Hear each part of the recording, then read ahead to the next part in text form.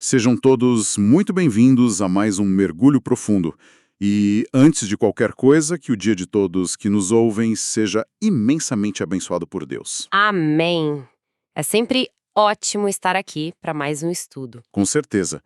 Hoje a gente tem uma daquelas discussões que, olha, prometem mexer bastante com as estruturas do que muita gente pensa sobre o futuro. Ah, sem dúvida, o tema de hoje é pesado. Muito.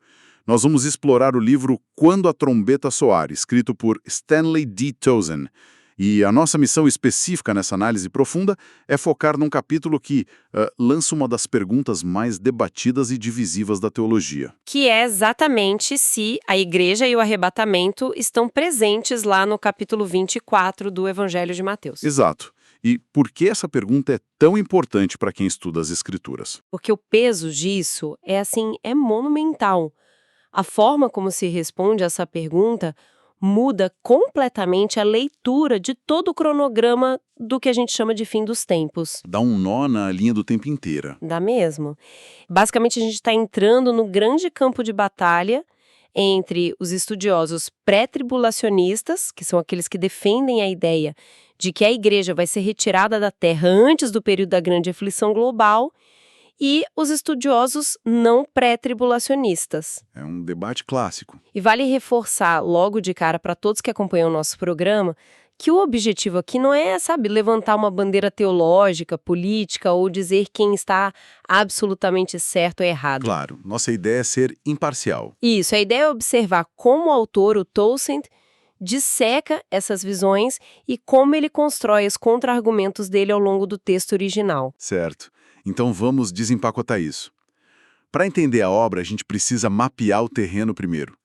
O autor lista 4 lentes principais pelas quais os estudiosos costumam ler Mateus 24, que também é conhecido como o Sermão Profético ou o Discurso no Monte das Oliveiras. Nomes que assustam um pouco à primeira vista, né? Verdade. Mas as 4 visões são a interpretação crítica, a visão do cumprimento no passado, que o pessoal chama de preterista, tem também a visão do cumprimento ao longo da era, e, por fim, o pós-tribulacionismo pré-milenar. É muito jargão de uma vez só. É bastante coisa, mas o texto descarta as 2 primeiras de forma bem ágil. Ah, é? Como ele lida com a visão crítica, por exemplo? A visão crítica sugere que a igreja primitiva simplesmente inventou grande parte desse discurso de Jesus. Para lidar com as crises políticas da própria época deles. Nossa, inventaram do zero. Pois é. Mas o Towson traz o contra-argumento de estudiosos como Maus, que apontam uma falha lógica imensa nessa teoria. A pergunta que eles fazem é bem simples. Se a igreja inventou esse texto depois dos eventos históricos... Por que eles omitiriam a queima do templo? Exatamente. Omitir algo tão gigantesco e específico quanto a destruição e a queima do Templo de Jerusalém não faz sentido. Uma profecia forjada após o fato jamais deixaria de fora o detalhe mais dramático da história judaica. Realmente. Seria como a gente escrever uma história de ficção sobre o início do século XXI e, de alguma forma, esquecer de mencionar a internet ou os smartphones. É impossível de engolir. Não pare em pé. Mas e quanto à visão preterista? Que é aquela teoria de que tudo que está em Mateus 24 já se cumpriu lá no ano 70 depois de Cristo, quando o Império Romano destruiu Jerusalém. É quase uma ginástica literária. Como assim ginástica? O Towson cita o caso de um teólogo preterista chamado Kik. Ele pega aquele trecho onde Jesus diz que o sol vai escurecer, a lua não vai dar a sua luz e as estrelas cairão. Um cenário bem apocalíptico literal, né? Só que o Kik diz que isso não é literal. Ele afirma que isso representa apenas a nação judaica perdendo seu brilho e as suas prerrogativas espirituais diante de Deus. Ah, então vira tudo metáfora. Exato. E o Towson argumenta que essa alegorização ignora completamente o fato de que o texto descreve uma tribulação cósmica que precede imediatamente um retorno físico de Cristo. Faz sentido. Se tudo foi apenas simbólico e já passou lá no ano 70, o argumento é que Jesus nunca teria respondido de verdade às perguntas físicas e diretas que os discípulos fizeram. Se me perguntam quando um prédio vai cair, eu não vou responder falando sobre o brilho poético de uma nação perdendo a força. Não faz sentido. Nenhuma coerência. Então, se não é um documento forjado e se não é só uma metáfora gigante, o grande foco do texto do Towsend, o verdadeiro elefante na sala para nossa análise hoje, é o debate com o pós-tribulacionismo pré-milenar. Sim, e ele foca muito nos argumentos do teólogo Robert H. Gundry nessa parte. Porque a visão do Gundry é o alvo principal aí. A importância do Gundry é que ele faz uma distinção clara entre Israel e a igreja, algo que muitos misturam. Mas mesmo separando os dois, ele afirma categoricamente que a igreja está sim sendo abordada em Mateus 24. E como ele sustenta isso? Ele olha para os capítulos anteriores, ele diz que nos capítulos 21 até o 23, Jesus profere sentenças duríssimas contra a liderança de Israel. Lembra daquela lamentação de Jesus sobre Jerusalém? Sim, dizendo que a casa deles ficaria deserta. Isso. Para Gundry, como a nação de Israel foi rejeitada e julgada ali no capítulo 23, o 24 representa Jesus virando a página, encerrando o assunto com Israel e delineando o futuro exclusivamente para a igreja. Olha, jogando um pouco de advogado do diabo aqui, a lógica do Gundry parece fluir bem na narrativa. Jesus julgou os líderes judeus, fechou a conta e virou as atenções para os seguidores dele. Como Towsend consegue rebater algo que soa tão natural? É um ponto excelente. E é por isso que a análise do Towsend é tão cirúrgica. Ele não ataca a ideia de que houve um julgamento ali. O que ele questiona é a premissa de que pronunciar julgamento significa parar de lidar com a nação. Ah, entendi a diferença. O Towsend demonstra que Jesus já tinha proferido julgamentos igualmente severos muito antes. Lá nos capítulos 11 e 12 de Mateus, Jesus denuncia cidades como Corazim e Cafarnaum. Ele diz que haveria menos rigor para Sodoma do que para elas, não é? Exatamente. Ele chama aquela geração de má e adúltera. Não tem como ser muito mais duro do que isso. Não tem. Mas a grande sacada é, Jesus parou de lidar com Israel depois do capítulo 12? De forma alguma. A narrativa continua. Até a transfiguração depois. Sim, confirmando o reino. E tem a entrada triunfal de Jesus em Jerusalém montado num jumentinho, que é um evento profundamente messiânico focado na nação de Israel. Ou seja, uma repreenda severa não é um adeus definitivo na narrativa de Mateus. A conclusão do Towsend é exatamente essa. Um juízo sobre Israel não equivale a abandonar Israel como foco profético. Mas e a transição do cenário? Jesus sai do templo, vai para o Monte das Oliveiras e os discípulos chegam com aquelas perguntas específicas no versículo 3. Para o Towsend, essa é a omissão mais gritante no raciocínio do Gundry. As perguntas dos discípulos são a chave mestra para interpretar o capítulo todo. Eles perguntam sobre a destruição do templo, o sinal da vinda e o fim da era, certo? Isso. E o ponto crucial é que essas 3 perguntas são inteiramente judaicas. O templo era o centro absoluto da vida de Israel. Naquele momento, os discípulos não tinham a menor ideia do que seria a igreja com a estrutura que a gente conhece hoje. Eram só judeus perguntando sobre o destino da nação deles e a restauração do reino. Exato. Eles queriam saber do reino messiânico. Lendo as fontes, eu notei uma análise fascinante sobre a palavra grega que eles usam para a vinda, a palavra parousia. É um termo super debatido. Porque eu sempre ouvi que esse termo significava só a visita oficial de um rei ou imperador na antiguidade, um evento político. Mas parece que o buraco é mais embaixo. É muito mais profundo. Na literatura secular grega, realmente era a chegada de um dignitário. Mas o Towsend mergulha no uso da palavra na literatura judaica do período intertestamentário. Aqueles textos entre o Antigo e o Novo Testamento. Isso. E nesse contexto hebraico, a palavra ganha uma dimensão religiosa fortíssima. O Flávio Joséfo, aquele historiador judeu famoso, usa parousia para descrever a glória da presença de Deus. O Shekinah vindo para libertar o povo. Uau! Então, quando eles perguntam sobre a parousia... Eles não estão perguntando sobre a chegada de um líder da igreja. Estão perguntando sobre a intervenção gloriosa do Messias prometido lá no Antigo Testamento. O que se alinha perfeitamente com Zacarias 14, né? A profecia de que os pés do Senhor tocariam o Monte das Oliveiras, que, por sinal, era exatamente onde eles estavam sentados. A conexão geográfica é linda, não acha? Demais. Mas vamos avançar para o que talvez seja o momento de maior embate nesse texto todo. A famosa imagem de Mateus 24. Aquela do estarão 2 no campo, um elevado e outro deixado. Essa imagem está em tudo que é lugar. Filmes, livros, adesivos. Sim, e o Gundry defende que a pessoa que é elevada está participando do arrebatamento da igreja. Como ele baseia isso no grego original? Uma diferença verbal bem técnica. Ele nota que quando Jesus compara o fim dos tempos com os dias de Noé, ele diz que o dilúvio veio e levou a todos. A palavra grega ali é ero. Ero, tá. Mas quando Jesus fala dos dois homens no campo logo depois, o verbo para quem é levado muda para paralembano. E aí o Gundry diz, olha, a mudança é intencional. Ele diz que paralembano significa receber junto a si de forma carinhosa, não é? Isso, para ele, não é um julgamento como o dilúvio, mas o arrebatamento. Cristo recebendo os santos. Confesso que soa como um argumento linguístico muito forte. O Tussante discorda do dicionário grego. Ele não discorda do dicionário, ele olha para o uso prático da palavra na própria Bíblia.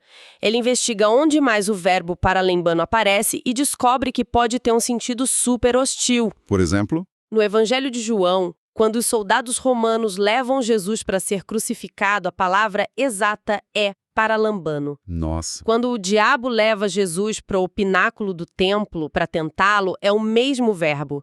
A raiz significa apenas tomar para si, seja para algo bom ou terrível. E aí vem o golpe final do Toussaint. O contexto literário ali é o dilúvio. Nos dias de Noé, quem foi levado pelas águas? Foram os ímpios. Eles foram levados para o julgamento, enquanto Noé e a família foram deixados na terra. Exatamente. Então a analogia direta é que quem é levado no campo não está subindo para as nuvens num arrebatamento glorioso. Está sendo arrancado da terra para sofrer julgamento. E a pessoa que é deixada no campo é a que sobrevive para entrar no reino milenar na terra. Perfeito. Inverter isso, segundo o autor, quebra toda a analogia com o dilúvio que Jesus acabou de estabelecer. Faz todo sentido quando você lê o bloco inteiro. E tem mais. O Tolkien levanta um problema de logística teológica que, na visão dele, simplesmente destrói a teoria do Gundry. Pensa comigo. O cronograma do Gundry diz que a igreja passa pela tribulação e é arrebatada no último momento, quando Jesus retorna. Tá, acompanhando. Nesse momento, todos os crentes recebem corpos glorificados. Ao mesmo tempo, todos os ímpios que restaram na terra são destruídos no julgamento final. Espera aí, se todo mundo salvo ganha corpo glorificado celestial e todo mundo ímpio é destruído. Quem vai sobrar na terra? Ninguém. Não sobra absolutamente ninguém com um corpo biológico natural para construir casas, plantar e repovoar a terra durante os 1000 anos, como as profecias do Antigo Testamento exigem. É essa a ironia e a falha matemática que o Toussaint aponta. A matemática não fecha. Teríamos um planeta só de espíritos glorificados flutuantes. Para que o reino milenar terreno cumpra as profecias, é preciso haver sobreviventes mortais. O Gundry tenta contornar isso de alguma forma. Ele até sugere que o julgamento divino poderia ser parcial, deixando alguns ímpios escaparem como fugitivos para entrar no milênio. Fugitivos do julgamento de Deus? Pois é, e o Toussaint rebate isso imediatamente com as Escrituras, mostrando que julgamentos divinos de separação, como os das ovelhas e dos bodes em Mateus 25, são meticulosos. A Escritura não dá margem para fugitivos entrarem escondidos no reino do Messias. É imaginar o planeta vazio realmente expõe um atrito gigante nessa teoria. Bom, o Toussaint constrói uma defesa muito contundente aí, mas o livro dele vai além. Na última parte do nosso material, ele aborda uma teoria que ganhou muita força na década de 90. O arrebatamento pré-ira, do Marvin Rosenthal. Isso. Como essa visão tenta resolver esse quebra-cabeça de Mateus 24. O Rosenthal mexe bastante com o cronograma. Ele divide a última semana de Daniel, os 7 anos finais, no meio. Os primeiros 3 anos e meio seriam só o princípio das dores. Sem novidades até aí. É, mas a reviravolta dele é dizer que a grande tribulação acontece apenas na primeira parte da segunda metade dos 7 anos. E a igreja sofre durante essa grande tribulação. O arrebatamento só ocorre pouco antes de começar o dia do Senhor. Que seria a verdadeira ira de Deus para ele. Dá para entender o apelo, tenta explicar o sofrimento dos cristãos, mas tira a igreja da reta na hora que o verdadeiro raio divino vai cair. Mas, para isso funcionar, ele tem que provar que tudo o que acontece antes do dia do Senhor não é ação de Deus. Ele argumenta que os primeiros 6 selos do Apocalipse, guerras, pestes, fomes, são apenas desastres causados pela humanidade. Que se equipara a Mateus 24, do 5 ao 9. Exato. Ele diz que Deus não está julgando ninguém ativamente ali. Exige uma separação radical entre a ira do homem e a ira de Deus. E como Toussaint desmonta isso? O Toussaint é muito perspicaz. Ele pega o primeiro cavaleiro do Apocalipse, o Anticristo. O Rosenthal diz que isso é pura maldade humana, sem a mão de Deus. Mas o Toussaint nos convida a ler Apocalipse 13, que diz explicitamente sobre a besta foi-lhe dada autoridade. O verbo está na voz passiva. Sim, o que na teologia implica a soberania divina. Deus concedeu essa autoridade como um ato de julgamento. O anticristo não toma o poder num vácuo de autoridade divina. É como se Deus entregasse a chave de um trator destrutivo para a humanidade como consequência. Lembra o apóstolo Paulo dizendo que Deus enviaria a operação do erro? E tem a questão do cavaleiro da fome também, né? O terceiro selo. Sim, essa parte desmonta a ideia de desastre puramente humano. Quando a fome chega, uma voz celestial dá uma ordem bem específica: não danifiques o azeite e o vinho.